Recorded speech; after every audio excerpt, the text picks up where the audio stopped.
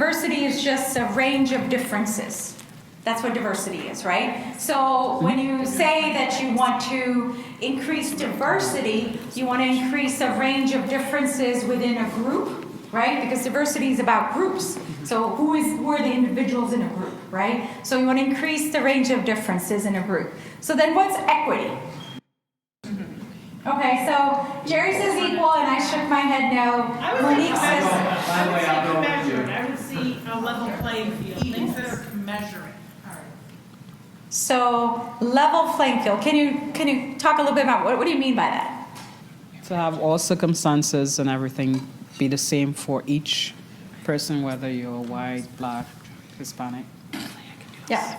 So something that makes people at the same level. So it's different than equality, because equality means there's sameness, right? That everybody comes to the table, to the fence, to whatever it is equally. So one of the infographics you see a lot is, so you have a child, you have a person with a disability that's a wheelchair user, you have an elderly person, and you have a fit young athlete, and they all need to bike. So are you going to give them the same bike?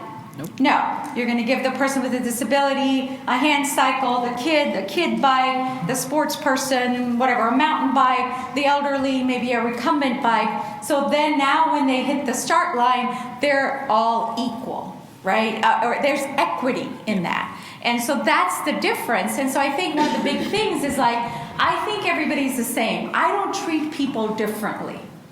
But people are different. That's what diversity is differences. So when we talk about equity, you have to consider what the person is bringing and then give them the equal opportunity. So sometimes we say equal opportunity, equity, equality, but it's not the same. So think about that. And then what about inclusion? What is inclusion to you all? Opportunity. Okay, tell me more. Same opportunity. Okay, so that's more that equity. Okay. Yeah, so inclusion. So it's, and I'm going to use something that you said, is it's not just being invited to the party, but it's being invited to the party and then being asked to dance. And that's not my quote. I know I said that last year. But that's what you said. I totally pilfered it from somewhere, but I know Lisa mentioned it this morning apparently, and I'm like, you didn't tell them I said that, right? She did. That's kind of what you mean, right? Yeah, but it's a perfect analogy, because being, okay, diversity, we welcome diversity. Come sit in these chairs.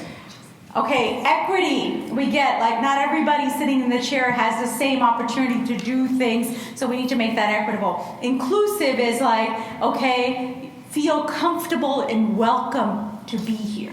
Okay, and so, do you have an inclusive environment where people with differences feel like they can be raw and share their experiences, and that their experiences in totality are valued? Okay, and is there an environment of safety, of trust, that makes them feel included? And so that's inclusivity or inclusiveness, right? So yeah, I'm here, but do I feel like, okay, do I really belong? Imposter syndrome, I'm the only one that looks like me, thinks like me, acts like me, dresses like me, whatever it is. And so where someone says, no, come on in, welcome, what are you about? And that's inclusivity, okay? So yes, Jerry. So is that the Holy Grail? Seriously.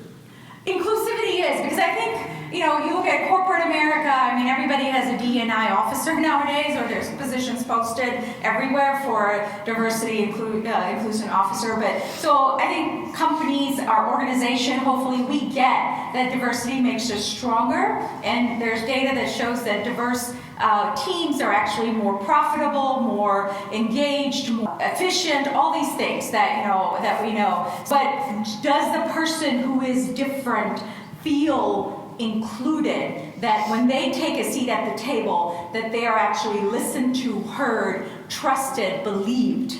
Okay, that's inclusivity. And so there's a lot of stuff that we do that we don't even realize, that could actually make a person not feel included. And so those are the kind of things I think when we talk about inclusivity, when I think about it, just like even at this conference, I was at the Minority Affairs reception and yes, it was all racial, ethnic, minority mostly. And I'm like, okay, all these people are here and I don't see them in section of business meetings, or I don't see them at the APTA House of Delegates as much, or, so it's like, okay, so they feel included and welcomed and understood there, but why not in other parts, So that's an area that we need to kind of think about. So if I can ask a question, and so I'm on the nominating committee of the private practice section, and I think there's other people here who are in different positions within sections of the APTA.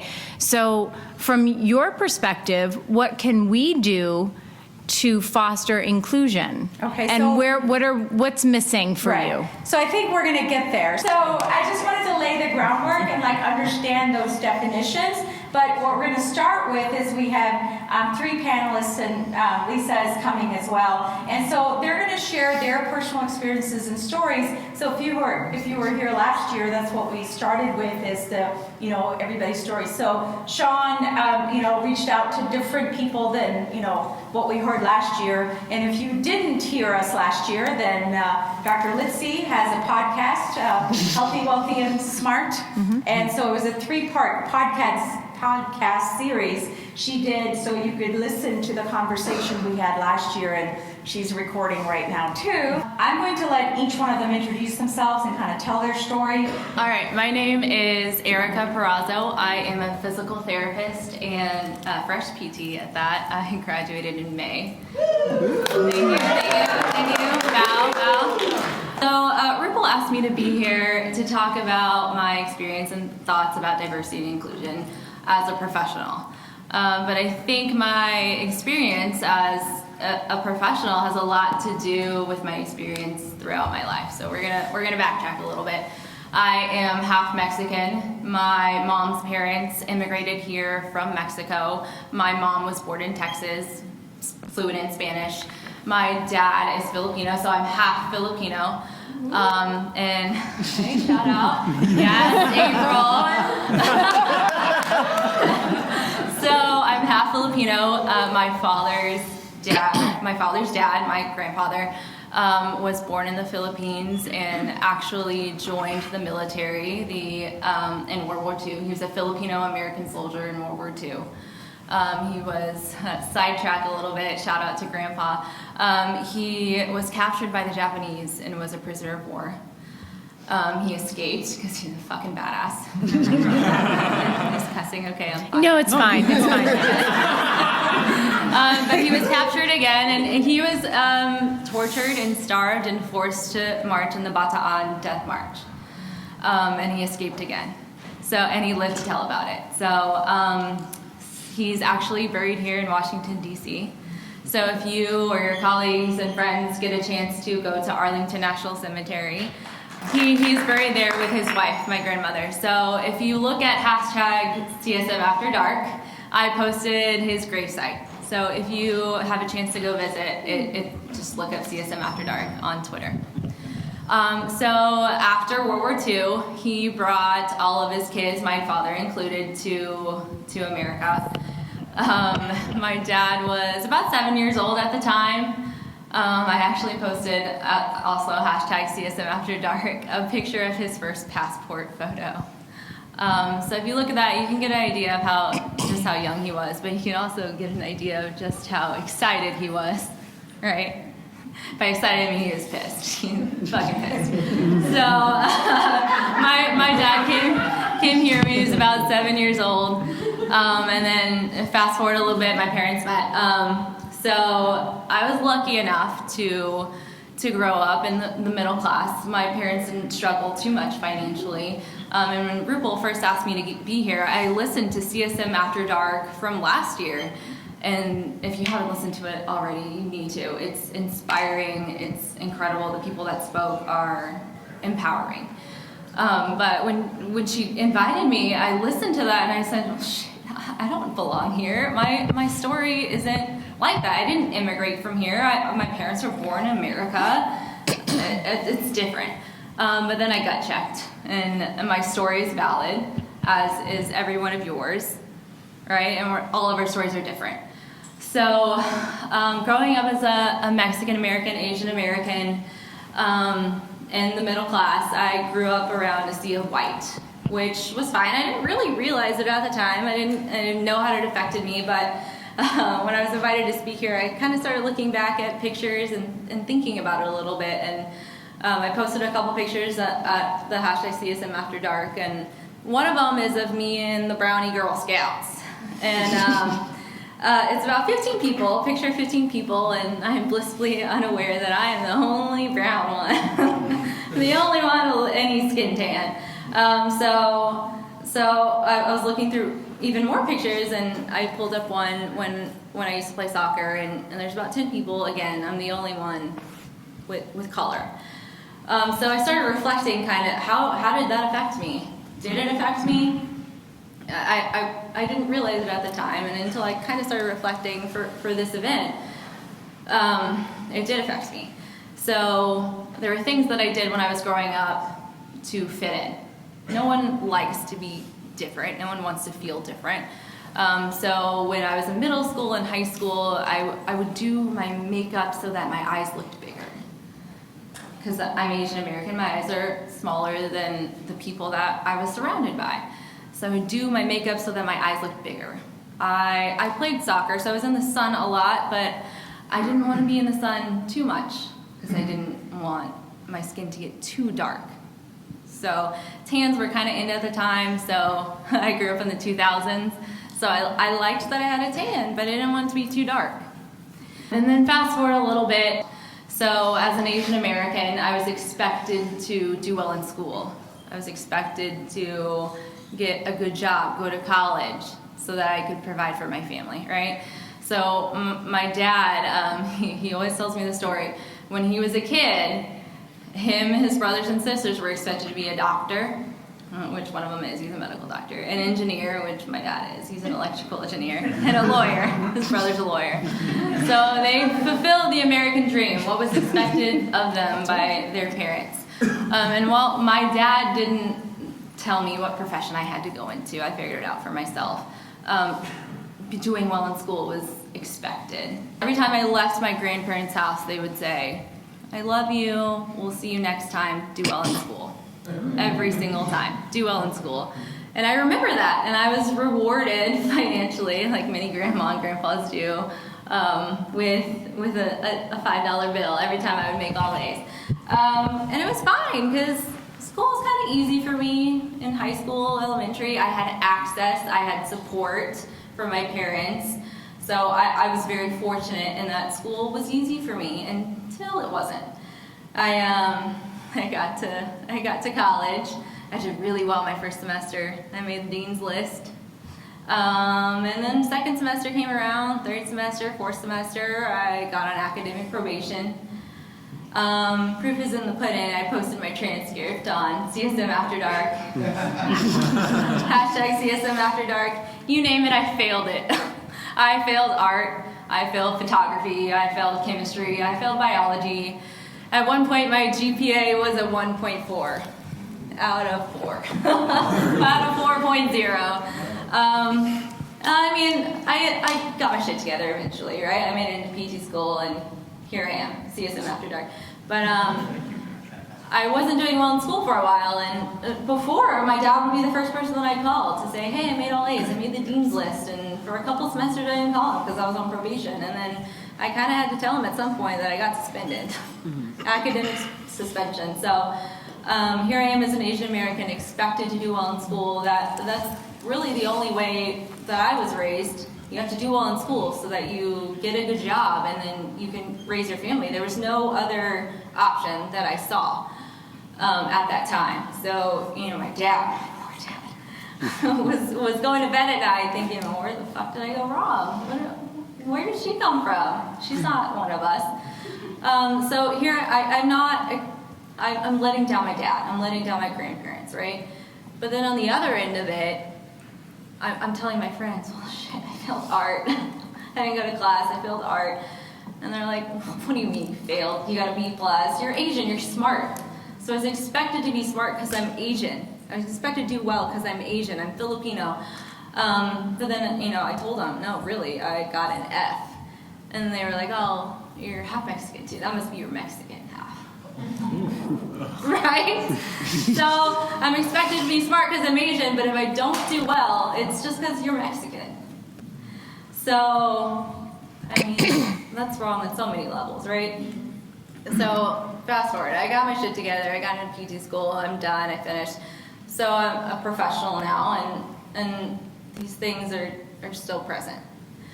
So colleagues and from patients. So I am in San Antonio, Texas, which is predominantly Mexican. They're actually, if not the majority, almost the majority in San Antonio, Texas. I work on a predominantly Spanish-speaking side of town, and my job, which I'm so grateful for, is helping me to learn Spanish. So I'm taking courses and I'm learning. Some of my evals are completely Spanish, and we work through it. We get together. Some of my coworkers speak Spanish and help me out. But 90% of my patients are grateful that I'm learning and are proud of me for learning. But then there's the 10% that are Mexican Americans, and they find out that I'm Mexican and I can't speak Spanish, and they look at me with disgust. And I've actually had Spanish-speaking patients say, shame on your mother for not teaching you Spanish. I'm like, well, I'm a doctor of physical therapy. I'm doing pretty well for myself, I thought. But shit, I can't speak Spanish. I'm less than to them. And they talked about it a little bit last year. People who are you would think would be on your team. My Mexican American counterparts, you would think that they'd be on my team, but I'm less than to them. And then I worked at a SNF for a little while, and there were a lot of Filipino Americans there, and I was so excited. And the first day, they asked me to eat lunch with them. So I was like, yes, my people. So I pulled out my lunch box. I had a turkey sandwich, a salad, and an apple. Trying to behave, right? New year, new me. And they were, talking back and forth, like, oh, God, that's what you have for lunch? You're whitewashed. You're an Oreo. So dark on the outside, white on the inside. Unfortunately, we all know what that means, unfortunately, because we've been called it at one time or another. So I wasn't good enough for them either. So I think that's an experience a lot of people my age or younger will start to experience if they haven't already. I'm not the one that immigrated here. My parents aren't the ones that immigrated here. It's been generations, and at some point along the way, sometimes you lose things. So I can't speak Spanish. I guess I'm whitewashed. I bring turkey sandwiches to lunch. Society, I'm different. You can't ignore the face value. I'm brown. So, I'm trying to fit in. But then on the other hand, the people that are supposed to be my people and accept me are not accepting me either, which is frustrating, to say the least. So if you have a similar experience, or if you know somebody that does, I would love to talk about it, tweet about it, because misery loves company, and it's nice to not feel as alone, right? So thank you. I'll pass it on to Kevin now.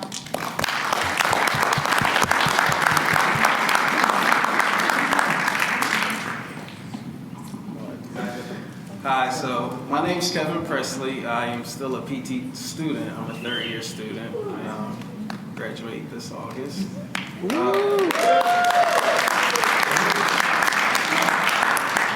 Thanks. So I guess I'll just share a little bit about my story. When I start talking about my story, the first thing I like to talk about is where I'm from, just because that experience shaped who I was so much. So I don't know if any of you are from the Philadelphia area.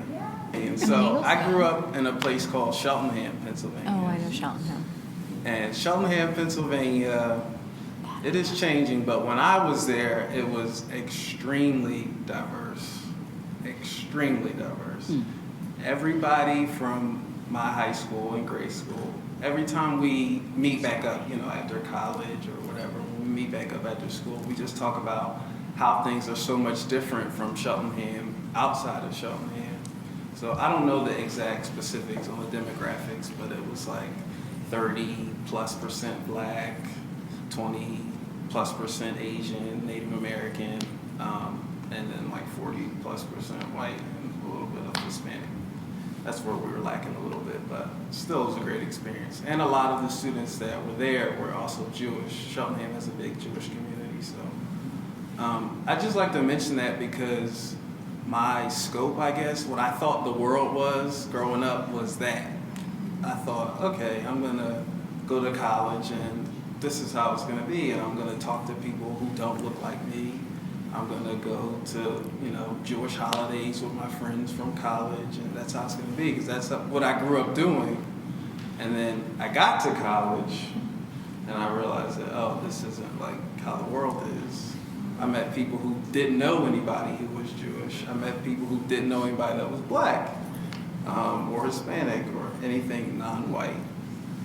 And I like to talk about that because there's a shock factor to that I don't know if everybody maybe thinks about when you're a person of color and you're put somewhere where nobody looks like you.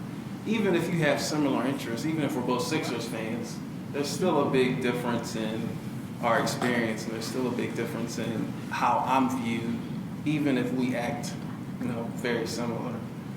I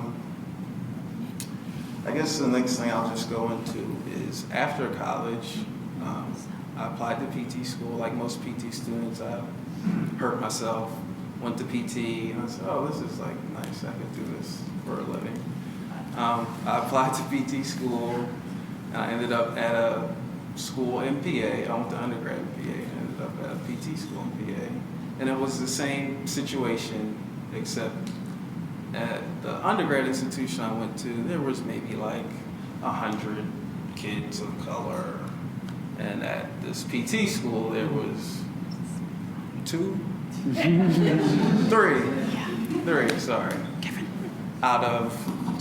three out of, let's say, 80 plus. So that gives you an idea of where I go to school at. And we talk a lot about, well, I hear a lot of talk about, like, how do we help the students that are different, how do we include them? But I also think there needs to be a discussion about training the faculty and the administrators on how to do this.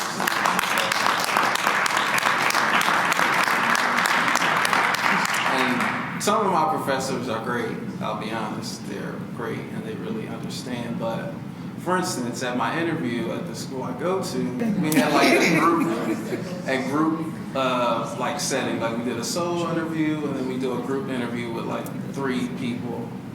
And the professor asked, well, what did you like about your observation hours? What did you like about that experience? And one person goes, and then I went and I said, well, I really liked my experience because it was more like, it was an urban setting, but it was more of a neighborhood setting. Like people walked to the clinic, everybody knew each other, they were talking back and forth. It was just like a family atmosphere. And the professor goes, oh, you like working in the hood. Ooh. And this is in the interview, so I kept calm, had a straight face, and I just said, well, I like the neighborhood. Good retort. So just things like that, it was just like blatant, okay, there's clearly a disconnect. And the person knew the area, it really wasn't a bad area, but in any case. So I got into that school and I said, well, my college experience wasn't great. I didn't really put myself out there because I kind of held back because I felt like when I was putting myself out there in those situations, I was getting a lot of ignorance and things thrown my way. And it was like the closer I got to people, the more they kind of showed me who they really were, and I just didn't want to deal with it. So when I got to grad school, PT school, I like really put myself out there. Was elected president of the class, blah, blah, blah. Then at the first dinner we had, we used to have dinners with our cohort and the president of the university. So that was fun. I would think, oh, like this is nice. Like I'm really starting to like it. This is different. There's an idea thrown around that, oh, I'm in a DBT program, a doctorate program, so the people are gonna be less ignorant.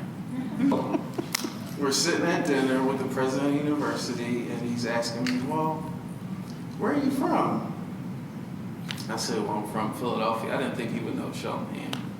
And I said, well, I'm from Philadelphia area, right down 309 near Arcadia.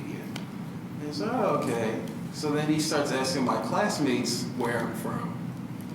And they're like, well, he's from Philadelphia. This is like the first month of school. Then he asked me again where I'm from. So I'm thinking maybe he's asking like where my family's from, like my familial ties. So I say, well, from South Carolina, because that's where most of my family is from. And then he says, okay, well. So we sit down, we're having dessert, and then he asks another person in my class to walk around, this is in front of the whole class, and ask me, what part of Africa are you from? What? The president wants to know. And I was just like, oh. I had to do the same thing I did in the interview session, kind of hide my disgust for what was said, because this is somebody, superior to me. They could say, well, he said something, I just felt like I couldn't really express to anybody, the faculty, to anybody, like what had actually happened. So I sat on a lot of that for a while, and a lot of that I felt like built up, and it just built a lot of angst.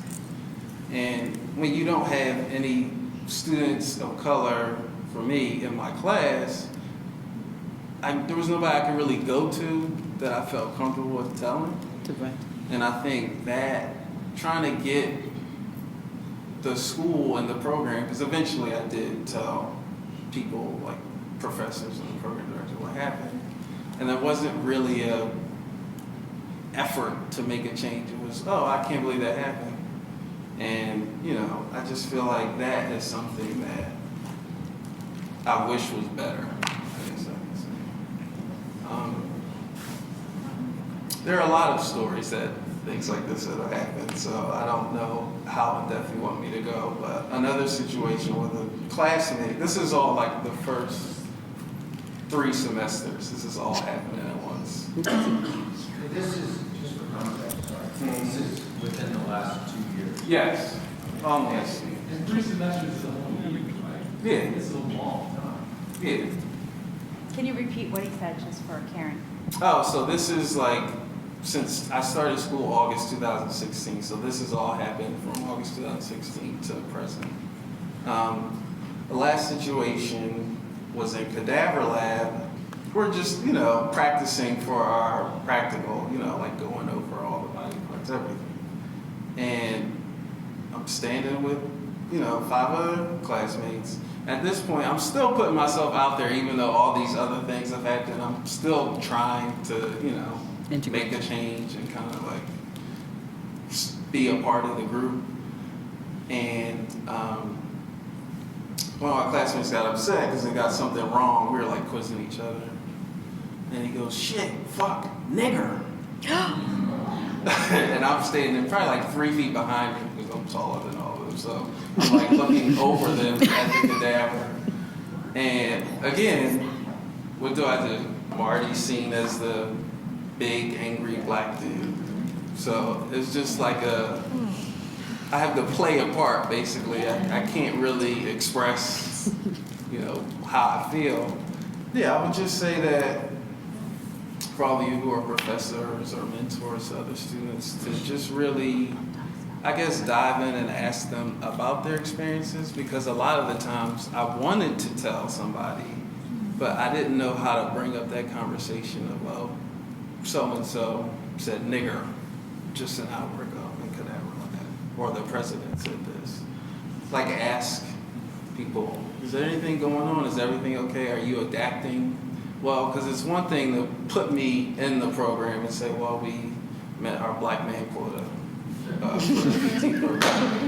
But it's another thing for me to actually succeed and feel comfortable in that space.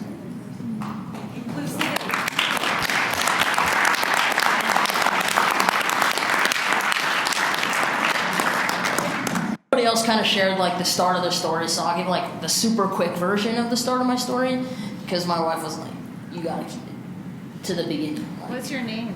so I think that's where I'd like to start. That's a good one. See how she keeps me in line? I'm really lucky. I'm a lucky guy. So when I was born, I was born Crystal Condren. I was assigned female at birth.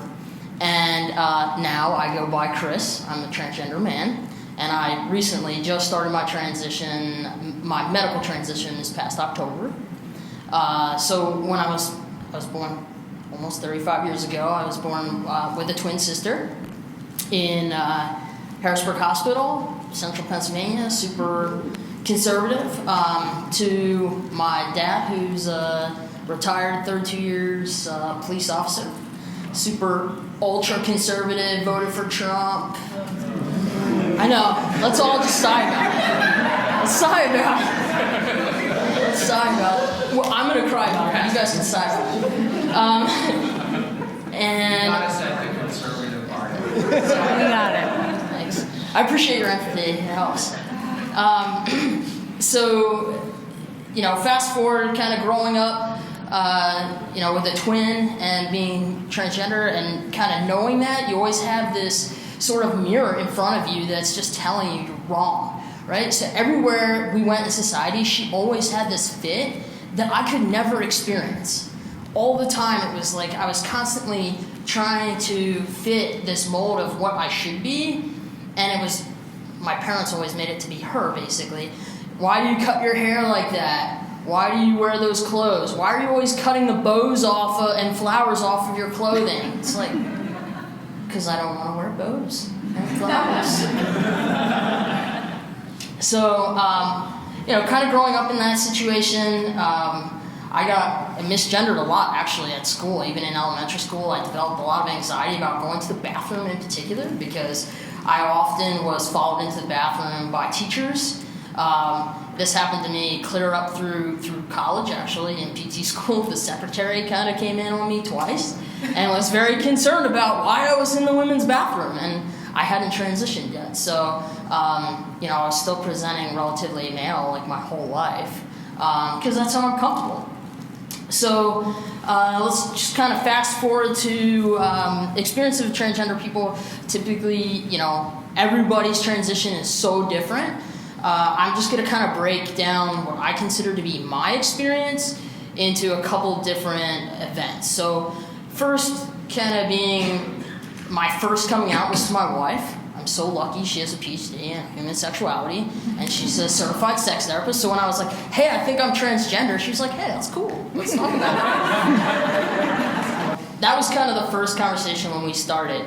And then it kind of fell into the background. I went through PT school. I had some experiences that I actually had the opportunity to change. One of those being a situation where I was in a health disparities class, and the only slide on anything LGBTQ plus was a slide on HIV rates in gay men. And I'm like, and I went to school like in 2010. I'm not like 100 years old. You would think that there'd be like more content there. So when I had finished through school, I was like Kevin, I really didn't have a voice. I didn't feel comfortable sharing my voice in the space that I was in. And it was because there was no one else that was trans in my course. So later on then, at the end of my degree program, I had an exit interview where I just like blew up. Luckily, I was really comfortable with the professor. Shout out to Kirsten Palmbaro.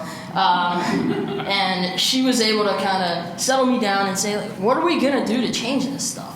So we had the opportunity after meeting with our chair, and who's also here, shout out to Robin Dole. We had the opportunity to start teaching at Widener University, where I went to school, and start talking about LGBT 101, inclusivity, and intersections of PT and LGBTQ. And that was so validating for me. It was like, I finally have a voice, I can finally share this stuff, and I can talk about it, and I can make a difference. And I'll kind of get to more of that during the second part of this, but I'll just kind of continue my story here a little bit. So that was kind of the start of my social transition. And then most recently, about 4 years ago, my twin sister decided she was getting married and she wanted me to be the maid of honor. And so I was sort of forced into coming out to my family about my gender identity because I refused to wear a dress and hold flowers at my sister's wedding. So fortunately, my sister's like really chill.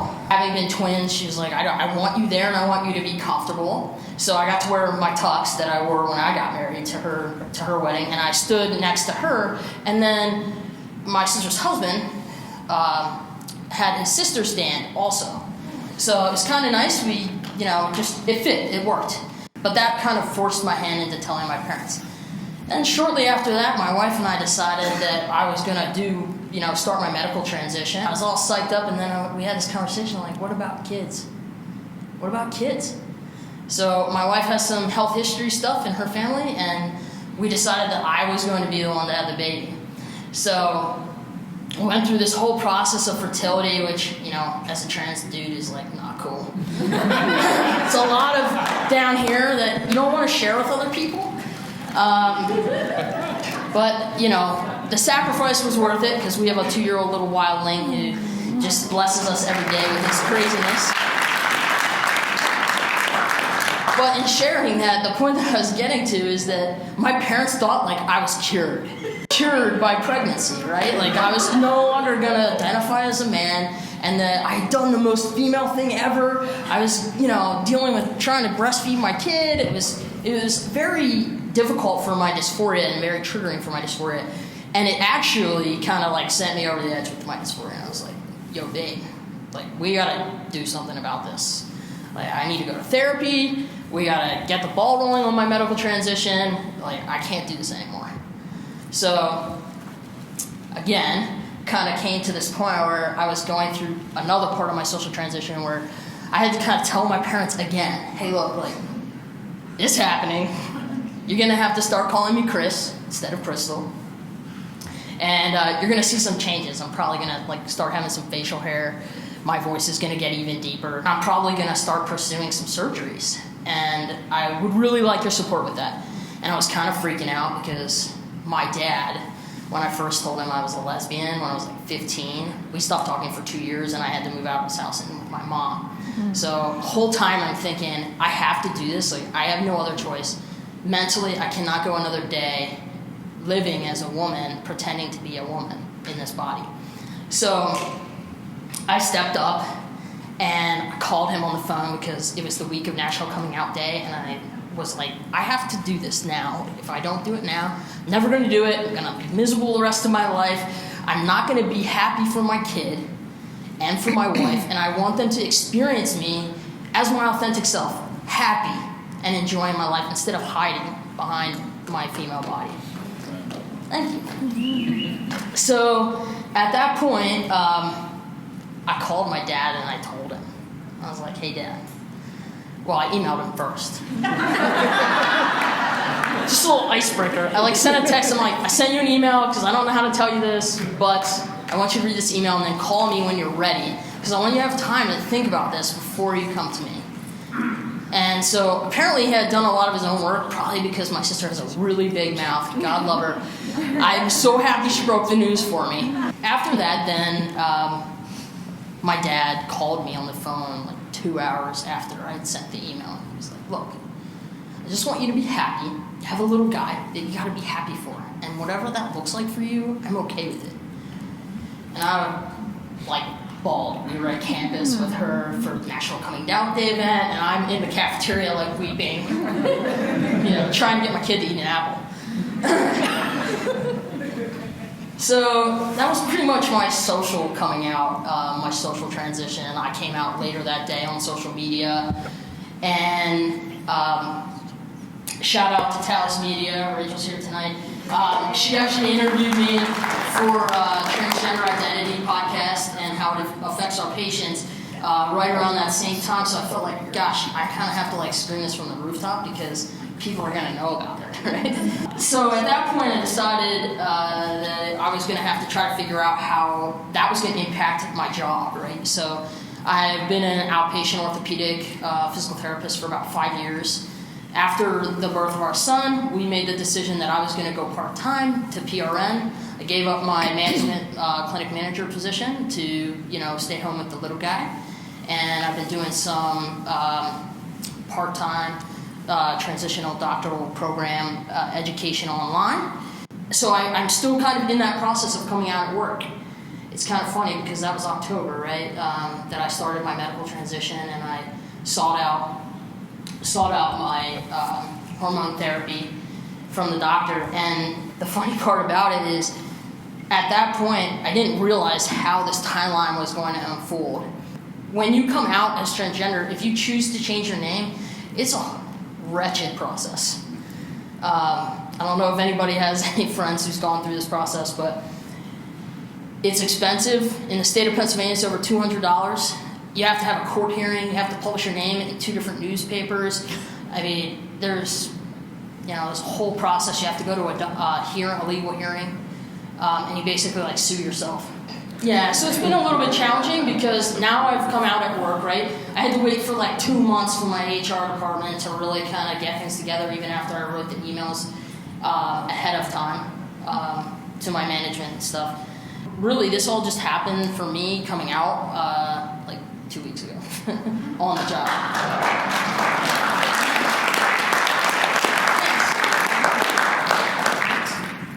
Maybe I'll share just a couple other personal experiences. I have maybe 1 or 2 minutes left here. But one of the ones that kind of sticks out for me is something that I think a lot of trans men avoid, and it's going to the OBGYN. And for me, after having a baby, it's kind of important to go do that stuff, especially if you've had complications. So I go to the OBGYN, and, I'm presenting a little differently. I don't look pregnant anymore. And the nurse is like, "Wow, you really look different." I was like, how am I supposed to take that? Is that a compliment? Or is that something else here? So that's kind of how I got in and arrived by the nursing staff. And then I get back in the room, and I'm trying to psych myself up, right, to come out to my OB and be like, "Look, I'm trans. I'm probably gonna have to talk about some of this stuff about not being okay, with certain procedures and that kind of stuff." So I start talking to her, and she's like, "You came in here the last time I saw you. You were all psyched up about using your uterus, and now you're telling me you want to get rid of it." And I was like, "Dr. P, you're killing me. I haven't even thought about getting rid of my uterus yet. I'm just trying to talk to you and come out and talk about hormone therapy and see if you know anybody who can help me out." Because in central Pennsylvania, there's 1 spot to get this done. So I kind of get out of there. I call Dr. P back up, and I'm like, "Hey, did you check into any of your other leads?" She says, "Yeah, check out this guy, Dr. S." And so I've been seeing him, and he got me in the next week. So we get into that access conversation, right?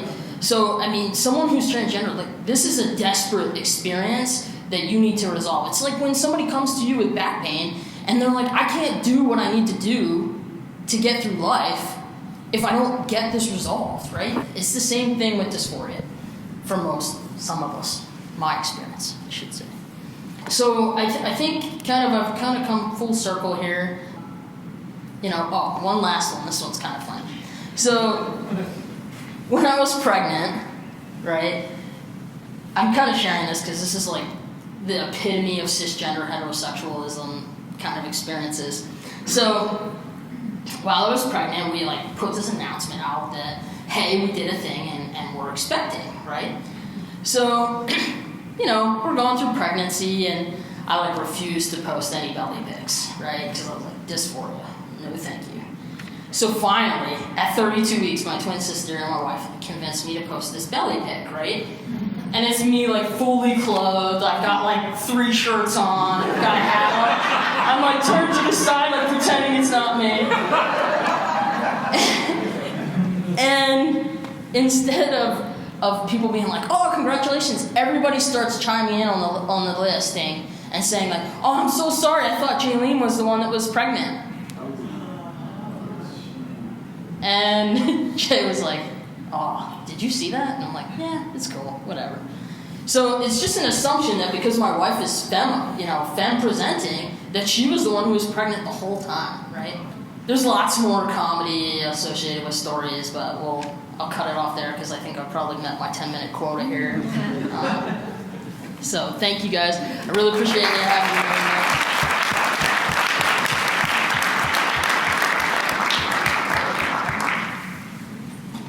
Wow. Are y'all wowed? Wow. That's amazing stories. Thank you all for being raw and putting yourselves out there. And I know that's hard to do. I remember sitting in that chair last year.